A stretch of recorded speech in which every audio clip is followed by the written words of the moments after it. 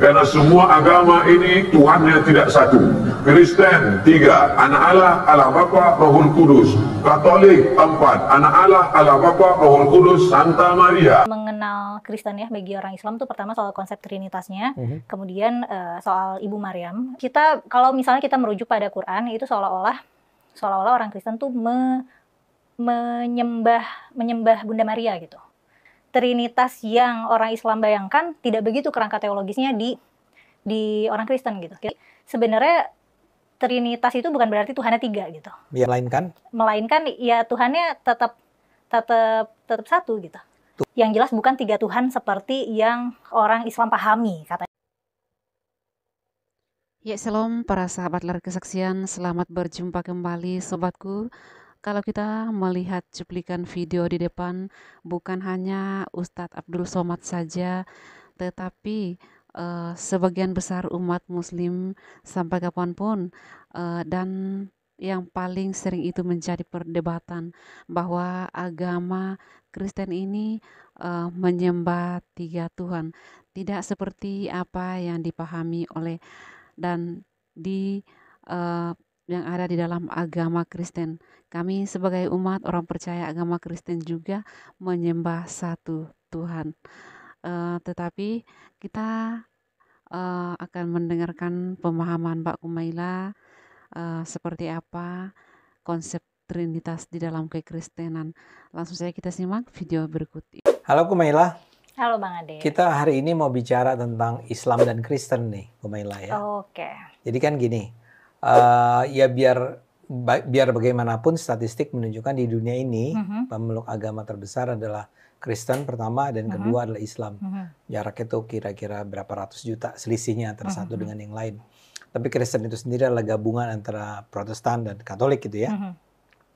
Nah, buat saya ini menjadi sesuatu yang penting dan saya rasa buat banyak penonton juga menjadi sesuatu yang penting karena bukan saja ini 2 agama yang terbesar ya, tapi juga 2 agama yang punya hubungannya selama ini dianggap itu kadang jadi problematik gitu ya. Pernah ada perang yang luar biasa, ada bunuh-bunuhannya di Indonesia sendiri tahun 2000 awal ya, yang ada Ambon itu ya, Ambon di Poso dan seterusnya. Dalam kehidupan kita sehari-hari juga kita sering mendengar tuh ada persoalan-persoalan dalam hal hubungan antara Islam dan Kristen yang buktinya adalah ada gereja dilarang berdiri, mungkin juga di daerah yang mayoritas Kristen justru masjid yang dilarang berdiri, ada pelarangan pengucapan Selamat Natal, bla bla bla bla ya. Nah, Kumaila adalah orang yang mempelajari Al-Quran, hadis selama bertahun-tahun. Saya ingin tanya nih, saya mulai dari pertanyaan yang paling basic aja. Sebetulnya di dalam ajaran Islam atau di dalam Al-Quran dan hadis, itu sebetulnya konsepsi Islam tentang orang-orang Kristen tuh seperti apa ya? Kalau mau dibikin secara agak ringkas gitu. Secara kronologis kan memang Kristen itu lebih dulu beberapa abad sebelum Islam ya. Jadi di dalam literatur kekristenan itu tidak membahas tentang Islam, tapi di teks suci keislaman di Quran, di kitab suci itu ada bahas tentang kekristenan gitu. Dan sebagaimana Muslim pada umumnya, sumber pertama kita belajar tentang Kristen tuh dari Quran. Ada bahas tentang misalnya Tuhan yang 3 gitu, Trinitasnya Kristen. Ada bahas juga tentang Tuhan. Jadi kayak Tuhan tuh mempertanyakan Nabi Isa, emang kamu sama ibu menyebut kamu, diri kamu, maksudnya kamu itu ke Nabi Isa gitu. Emang kamu sama ibu kamu itu mengangkat diri jadi Tuhan gitu, selain Allah atau ya hal-hal kayak gitu yang dijawab nggak sama Nabi Isa? Enggak. Nah, Nabi Isa tuh dibilang dia manusia biasa, dia nabi. Jadi udah gitu juga soal Injil kali ya. Jadi kan kalau kita memahaminya, Quran itu adalah kalam ilahi yang diturunkan melalui Jibril kepada Nabi Muhammad. Nah, jadi kita memahaminya Injil itu juga adalah kalam ilahi yang diturunkan Tuhan kepada Nabi Isa gitu. Tapi konsep kitab suci dalam kekristenan nggak gitu. Iya, memang ada penulisnya gitu. Iya. Nah, para jadi, rasul ya. Jadi ada ini, aku rasa yang menjadi highlight untuk mengenal Kristen ya bagi orang Islam tuh pertama soal konsep trinitasnya, kemudian soal Ibu Maryam. Kan gimana ya? Kita kalau misalnya kita merujuk pada Quran itu seolah-olah orang Kristen tuh menyembah Bunda Maria gitu. Orang Kristen. Nah udah gitu juga soal pemahaman kita terhadap Injil. Dan baru setelah dewasa aku baru menyadari kayaknya beberapa hal ini itu miskonsepsi gitu. Karena konsep Trinitas yang orang Islam bayangkan tidak begitu kerangka teologisnya di orang Kristen gitu. Kita kan mikirnya 3 Tuhan. Nah, aku nggak bisa berbicara panjang lebar tentang teologi kekristenan ya. Tapi sebenarnya Trinitas itu bukan berarti Tuhannya 3 gitu. Iya. Melainkan ya Tuhannya tetap satu gitu.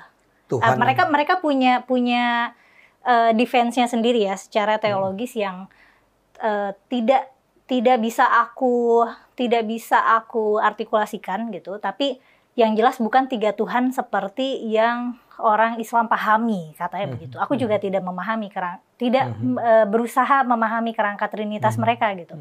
Tapi itu sudah banyak dibahas oleh lintas teolog ya, teolog Islam dan Kristen tentang Trinitas itu. Meskipun kayaknya pada level netizen salah pahamnya masih itu aja, masih soal apakah Tuhan gini, masa Tuhan itu manusia, masa Tuhan itu dilahirkan, masa Tuhan bisa makan, masih kayak gitu perdebatannya gitu. Padahal kalau misalnya bagi orang Kristen ya itu nggak apa-apa. Memang Tuhannya itu, aduh aku nggak bisa nih, aku tidak bisa jadi ini aku kayak jadi apologet Kristen gitu.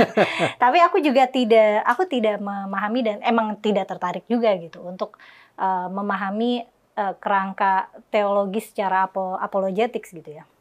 Tapi mereka berbeda pendapat soal itu. Jadi apa yang Muslim pahami tentang Kristen itu kan bersumber dari Quran.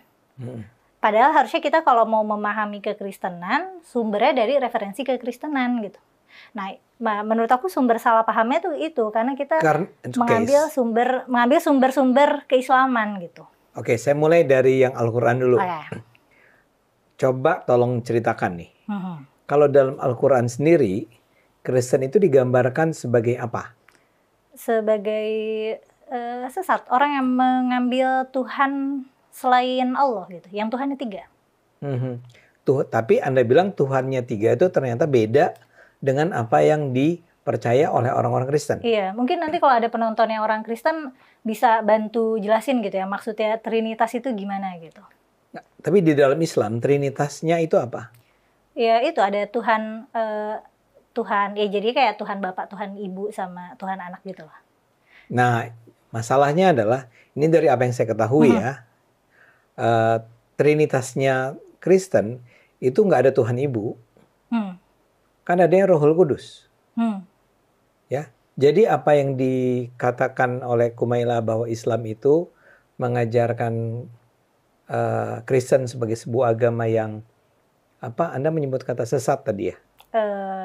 Iya. Ya, semacam sesat. Padahal yang dikritik itu bukan sesuatu yang diyakini oleh Kristen, jadi nggak valid dong. Itu juga masalah.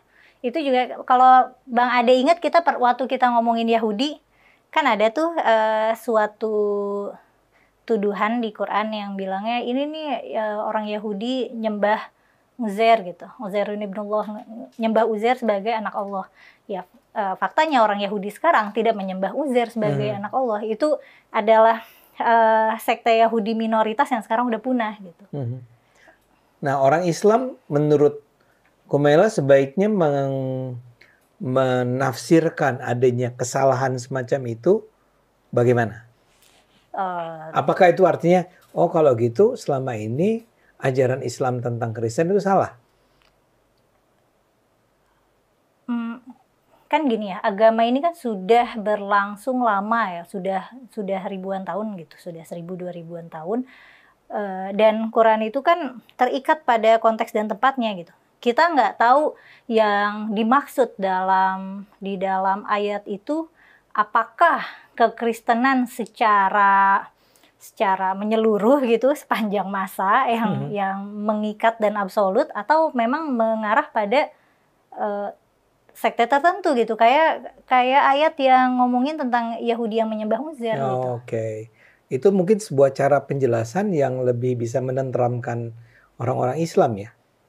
Artinya gini, buat para penonton yang barangkali masih bingung pembicaraan kita jalannya seperti apa. Jadi, tadi Kumaila mengatakan bahwa konsepsi Islam tentang Kristen yang dikatakan sebagai sebuah ajaran yang sesat, ya, itu sebetulnya adalah konsepsi yang merujuk kepada Kristen yang bukan seperti Kristen yang dipahami oleh orang-orang Kristen itu sendiri. Betul ya? Apa contohnya? Contohnya adalah karena di dalam ayat Al-Quran itu dikatakan bahwa apakah Nabi Isa itu menyatakan bahwa dirinya itu bersama ibunya, yaitu Bunda Maryam, itu adalah dua Tuhan di luar Tuhan yang asli. Gitu ya? Ditambah sih, bukan ditambah, di luar ya. Ditambah. Ditambah. Jadi ada tiga. Satu adalah Tuhan, kedua adalah Yesus, Isa, ketiga adalah Bunda Maryam. Ini dikatakan oleh Isa, enggak gitu. Saya enggak bilang begitu.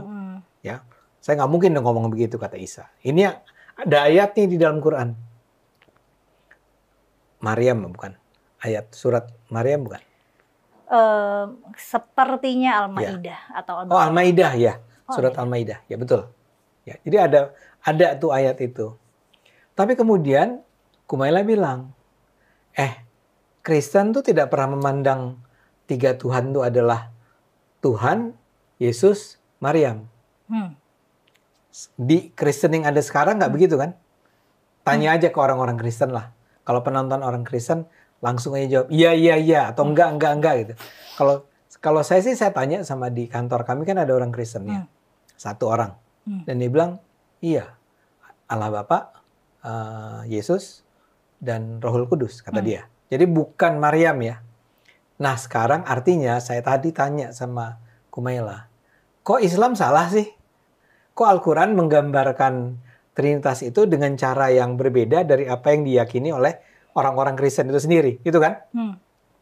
Nah, Kumaila menjelaskannya adalah mungkin ayat itu turun untuk merespons terhadap salah satu sekte. Iya, sekte atau kelompok atau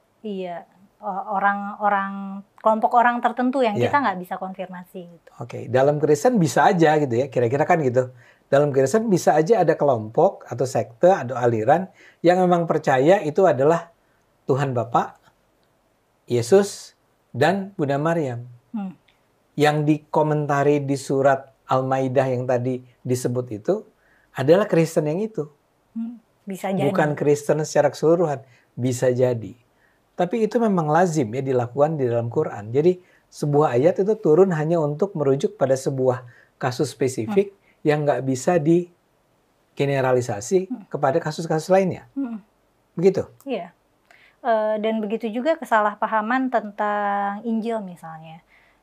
Jadi kan kalau menurut Al-Quran ada, ini biasanya para mufasir menafsirkannya bahwa ini lagi ngomongin orang Kristen, bahwa ada orang yang menulis-nulis sendiri kitabnya terus bilang hadza min indillah gitu, ini dari Tuhan gitu. Terus mereka diubah-ubah aja sesuka hati. Nah itu juga kan biasanya tuduhan orang Islam ke orang Kristen. Tapi kan ternyata cara mereka yang ditulis-tulis sendiri itu. Iya, tapi kan ternyata memang cara penulisan kitab suci dalam tradisi Islam dan Kristen itu memang berbeda.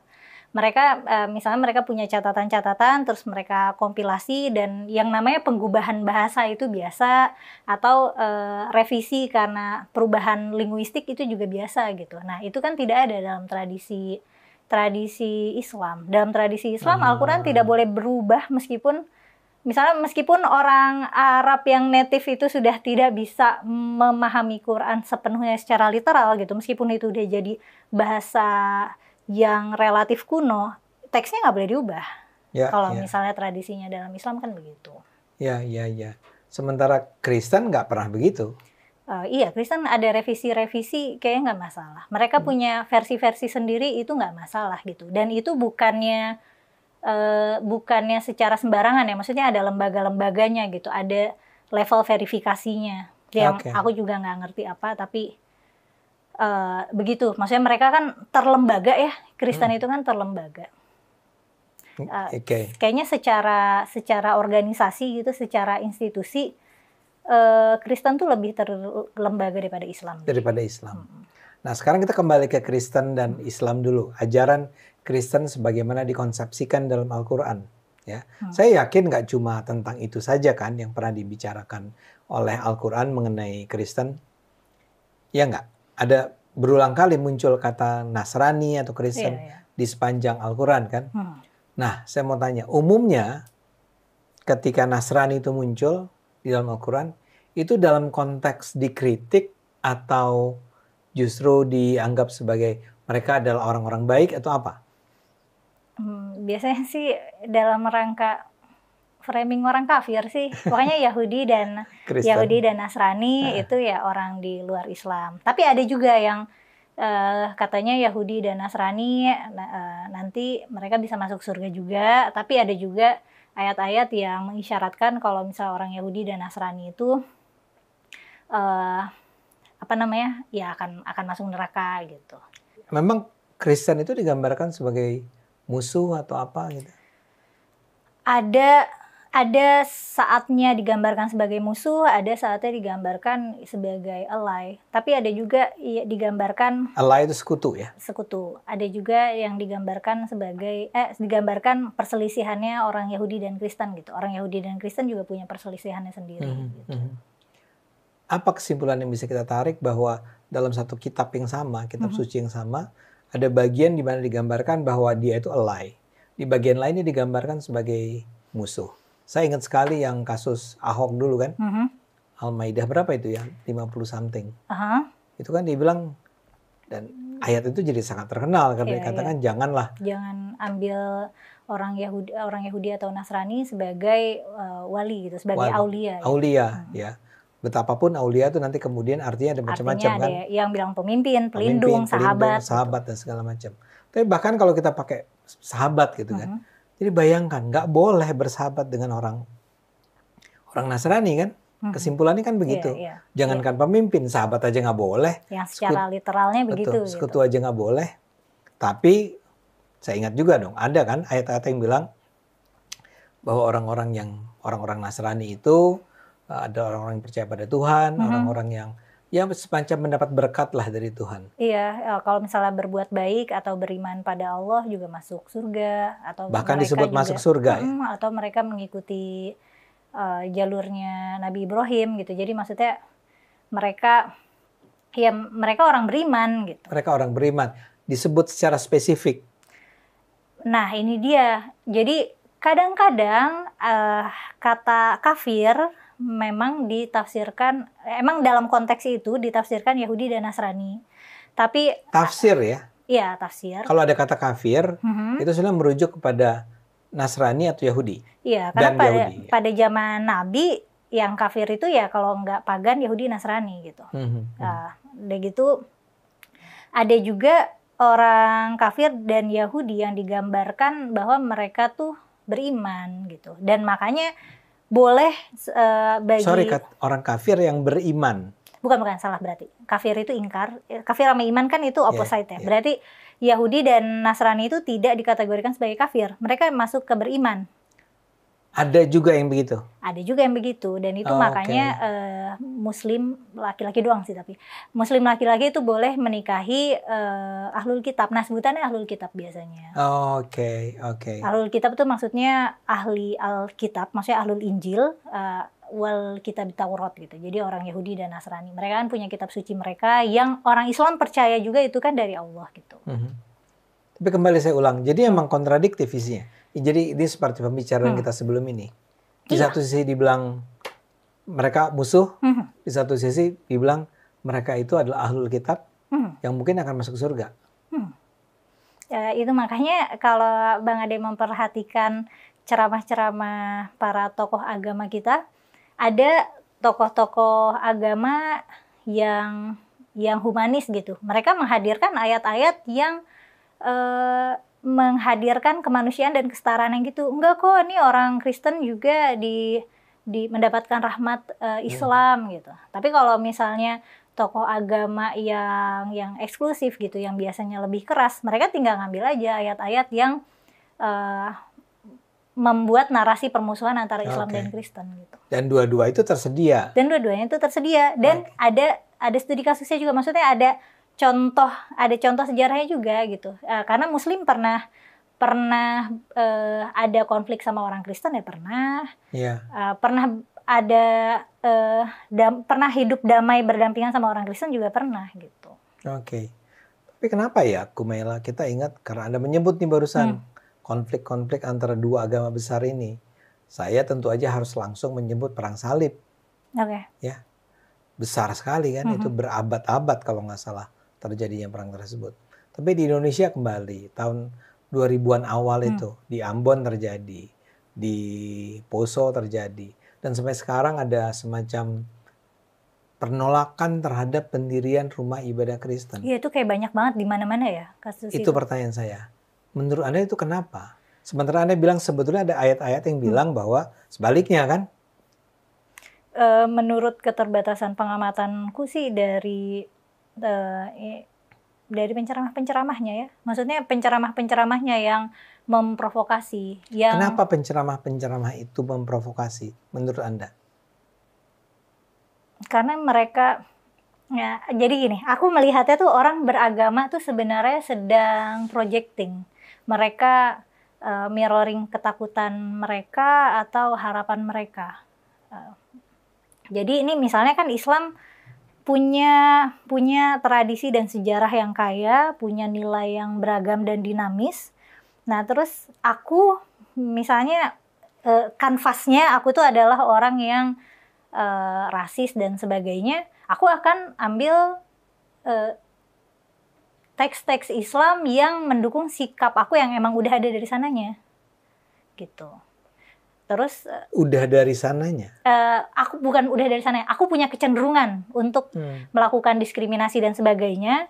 Maka dari itu aku mencari teks suci untuk mendukung sikap aku. Tapi kenapa mereka jadi yang kuat? Aku rasa karena tidak punya ini juga, tidak punya landasan landasan penalaran etika gitu. Kayak nggak punya landasan filsafat etika. Maksudnya bukan yang harus kompleks dan luas gitu ya. Cuman mereka tidak bisa menemukan esensi moral di luar apa yang ditawarkan oleh teks agama gitu. Bahkan ketika teks agamanya sebenarnya ada menawarkan landasan etika moral itu. Tapi ya kurang banyak didakwahkan. Yang aku lebih sering dengar didakwahkan justru yang kasar-kasar, yang bermusuhan.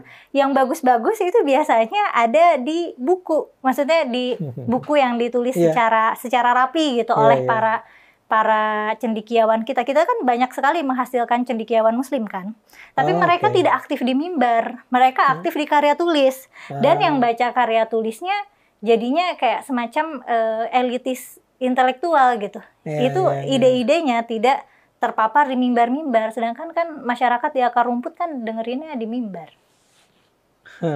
Nah, yang bahan ceramah yang di mimbar seringnya kan itu recycled. Kalau Bang Ade perhatikan khotbah-khotbah di mimbar tuh seringkali sama tiap tahun, sering nemuin materi ceramah yang sama kan. Jadi kayak seolah nggak usah setiap tahun. Kalau sholat Jumat itu lagi kita sekali di tempat A, nanti ada di tempat C, nanti ada di tempat G, kurang lebih sama isinya. Makanya banyak orang tidur. Karena udah tahu. Udah tahu isinya, nggak penting. Nggak, maksud saya nggak penting buat orang yang hadir dan tidur itu. Dia tidak wow, ini sesuatu yang mencerahkan, nggak gitu kan?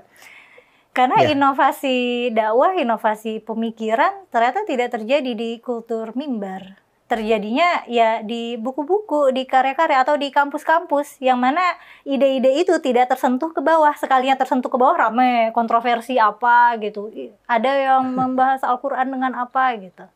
Jadi mungkin aku nggak tahu ya, gap literasi juga sepertinya nyata Gini loh, juga. Kumail, Anda sendiri adalah orang yang bahkan sampai menempuh pendidikan tinggi tentang tafsir kan? Anda bisa jelaskan nggak kenapa kaum intelektual ini akhirnya nggak berdiri di mimbar-mimbar? Bisa jadi karena takut. Karena melihat banyaknya orang yang bilang aku tuh berani, atau kayak sebenarnya banyak nih yang mikir kayak Kumaila tapi takut, banyak yang bilang gitu. Jadi aku berasumsi sepertinya takut. Kenapa takut?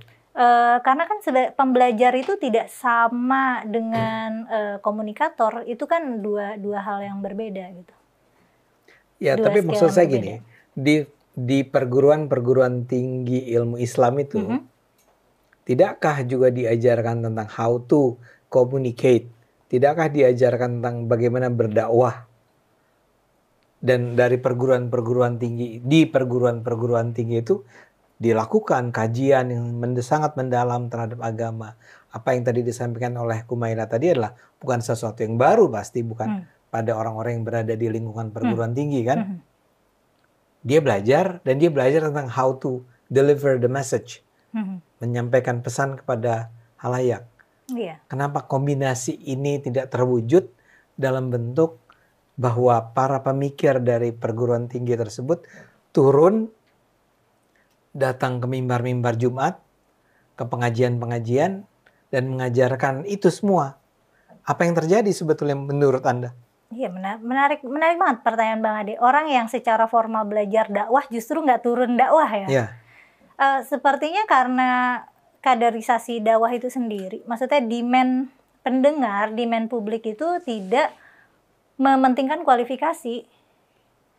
Kita masih mementingkan hal-hal yang superficial seperti misalnya tampilan, atau dia lucu nggak, penceramahnya lucu nggak kan. Kalau lucu dia lebih populer, rame. Udah gitu harus kelihatan kayak ustadz-ustadz gitu, pakai pakaian tradisional Arab, ngomong dengan logat Arab, itu lebih bisa dihormati. Apalagi bawa titel-titel artificial juga, seperti misalnya titel Habib atau Gus, itu lebih penting daripada misalnya titel sarjana atau doktor gitu. Itu kan lebih didengerin. Dan itu juga terjadi di lembaga-lembaga media massa misalnya. Stasiun-stasiun televisi yang mengisi acara-acara ceramah paginya, subuhnya, itu kan bukan orang-orang kaum intelektual. Iya, ustadz-ustadz selebriti kita tidak didominasi oleh intelektual. Ada yang intelektual, tapi biasanya kalah pamor dengan yang lucu, yang bisa sekalian stand up gitu lah.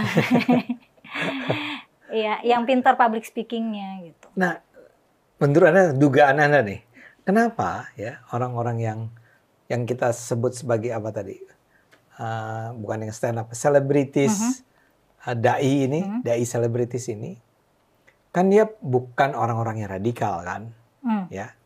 Kenapa dia tidak mengangkat ujaran-ujaran penuh penghargaan, persahabatan, persaudaraan dengan umat Kristen misalnya di dalam ceramah-ceramah dia?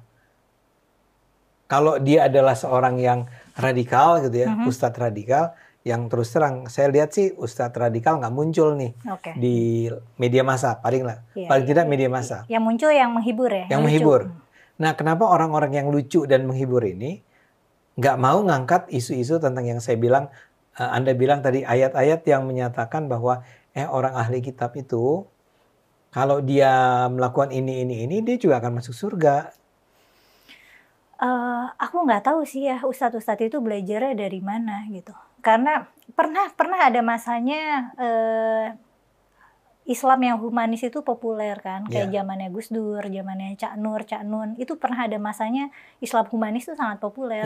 Iya, betul. Tapi seiring waktu popularitas Islam yang humanis itu meredup dan yang keras itu mulai populer dan itu amplify terus. Semakin kan kebanyakan kayaknya curiga aku orang yang tidak menempuh belajar Islam secara formal pasti kan dia akan mencari ide di sana sini dan sementara itu sampelnya yang banyak adalah ustadz-ustadz yang galak misalnya. Iya.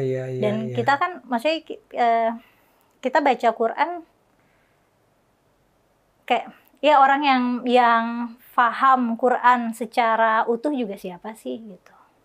Kan nggak banyak. Nah, tapi kan mestinya si ustadz selebritis ini yang menghibur dan lucu ini kan dia juga belajar Harusnya Islam. Belajar. Cuman kan nggak tahu belajarnya di mana gitu atau sama siapa. Memang kalau belajarnya di mana menentukan ayatnya kan ada di sana. Ayatnya itu bukan sesuatu yang jumlah ayatnya juga walaupun banyak kan 6.000 something. Sebenarnya iya cuma 6.000-an ya. Hanya 6.000 dapat dong kalau dia sekolah cukup lama. Tapi kan dia nggak sekolah.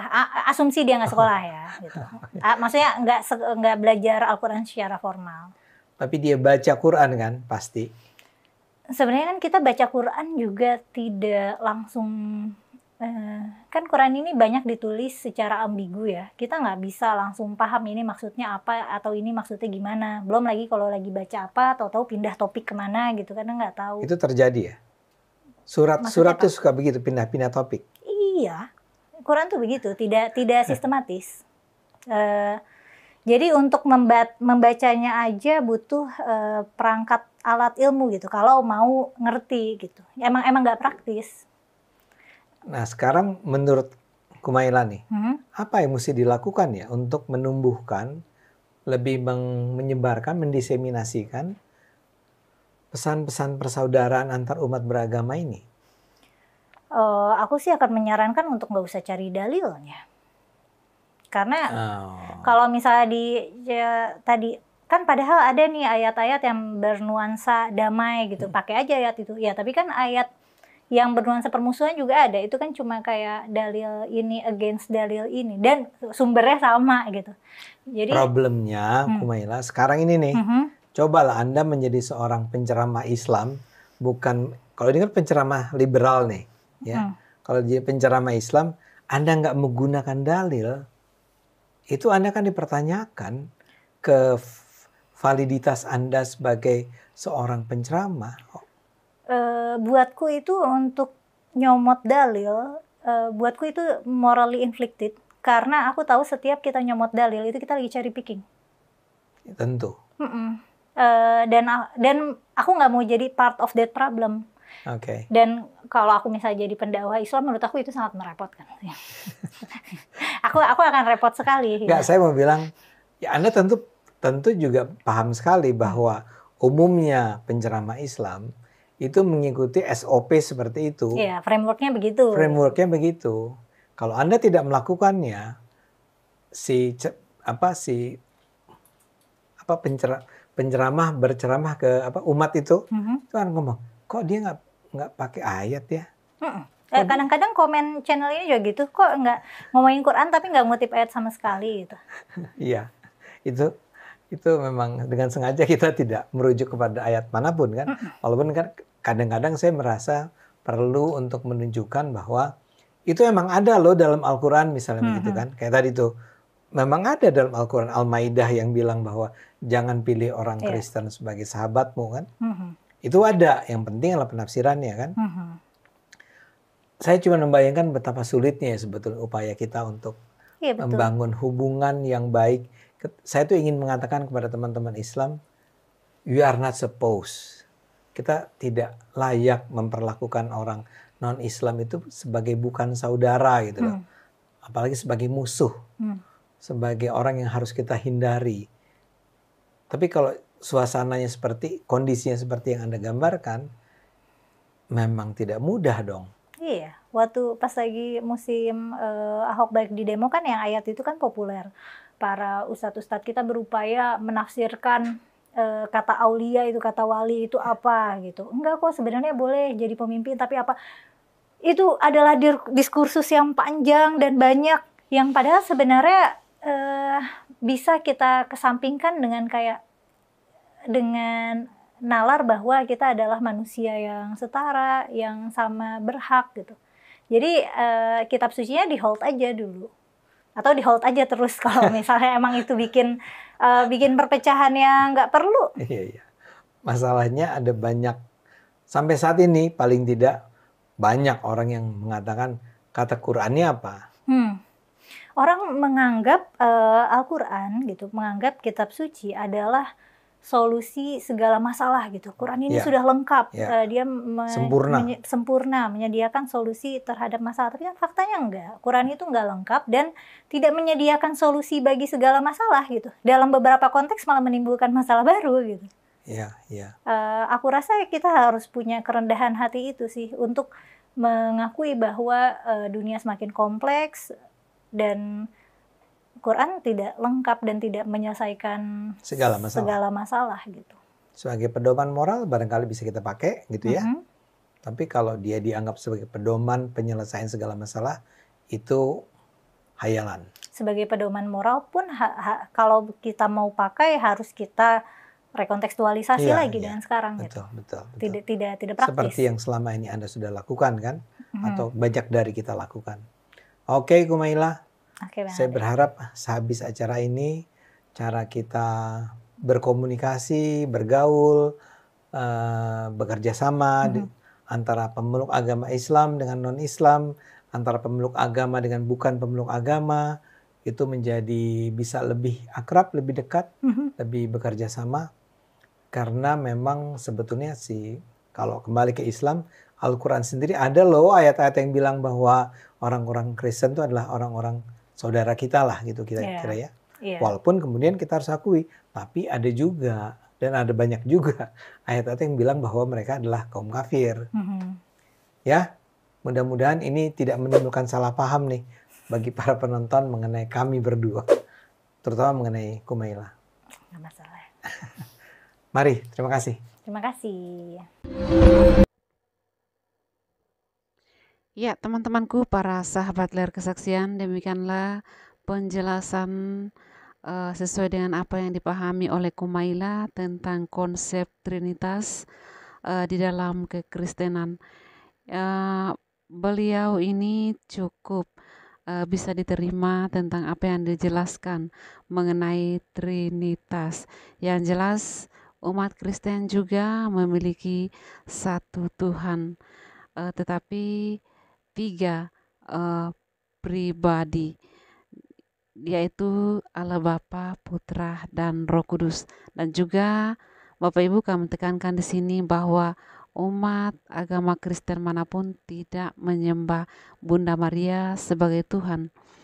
Khususnya bagi agama Katolik, bukan menyembah Bunda Maria tetapi menghormati Bunda Maria, karena Tuhan Yesus ada oleh karena perantaraan lewat Bunda Maria. Olehnya itu orang Katolik wajib menghormati. Ya, semoga video ini bisa mencerahkan. Mari kita buka hati untuk terus mau tahu banyak tentang keimanan yang baik dan benar. Demikian video ini. Tuhan Yesus memberkati dan shalom untuk kita semua.